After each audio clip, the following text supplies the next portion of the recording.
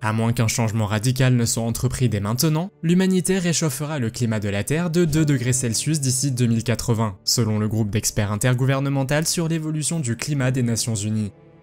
Vous allez certainement dire, 2 degrés de plus, qu'est-ce que ça peut faire? Eh bien, 2 degrés de plus, ça n'a l'air de rien. On n'en est pas encore là et pourtant, les calottes glaciaires fondent et le niveau des océans et leur température sont en hausse.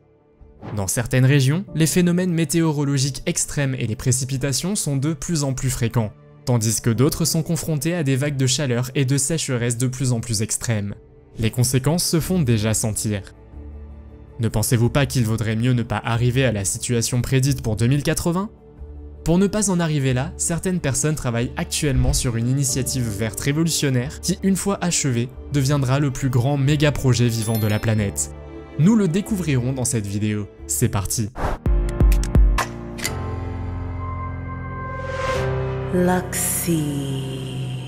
La Grande Muraille Verte est un projet environnemental de grande envergure entrepris dans la région du Sahel en Afrique, à l'extrémité sud du désert du Sahara. Le climat du Sahel est sec, aride et extrêmement chaud, alors qu'il n'y a pas beaucoup de précipitations. La faible quantité de pluie que reçoit la région tombe le plus souvent sous la forme de pluies extrêmement fortes, un phénomène que le changement climatique ne fait qu'aggraver.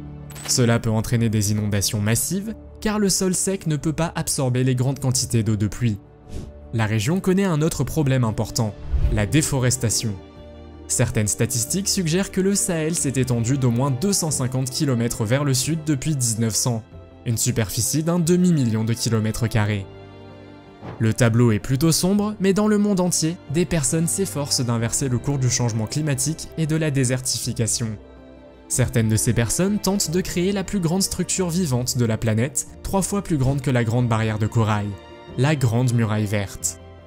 En effet, il a été prévu de construire une forêt constituée de 100 millions d'arbres sur toute la largeur de l'Afrique. Pourquoi ?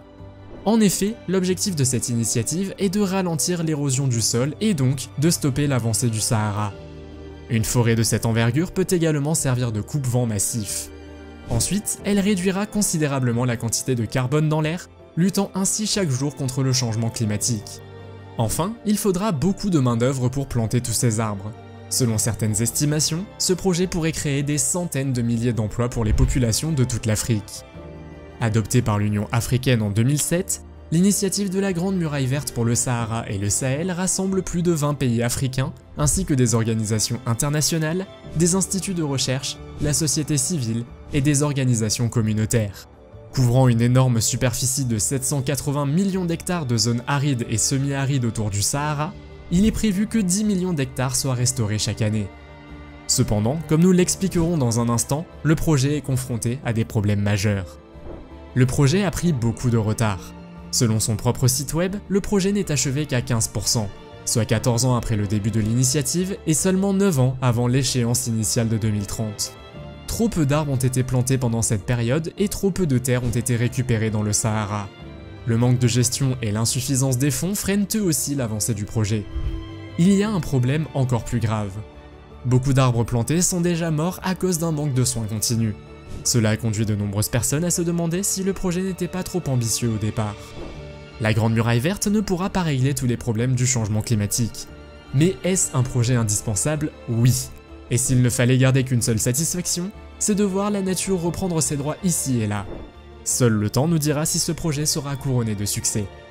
Ce sera tout pour cette vidéo. Si vous nous suivez depuis un moment, sachez que vous êtes apprécié. Si vous êtes nouveau, abonnez-vous à la chaîne et cliquez sur la cloche de notification pour ne pas manquer nos prochaines vidéos. On se retrouve bientôt pour une nouvelle vidéo.